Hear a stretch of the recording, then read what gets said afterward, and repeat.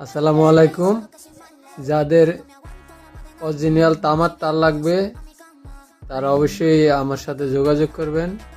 একদম এই যে এগুলা অরিজিনাল 6RM তার, এই দেখুন তামা, এগুলা কালার কোটিং করা, উপরে দিয়ে সাদা। আপনারা চাইলে ভিডিও কল দিবেন, যাদের লাগবে অবশ্যই ভিডিও কল দিয়া আমার পেজ এবং এই তারগুলো আপনাদেরকে দেখাবো। আপনারা চাইলে আমার থেকে নিতে পারবেন।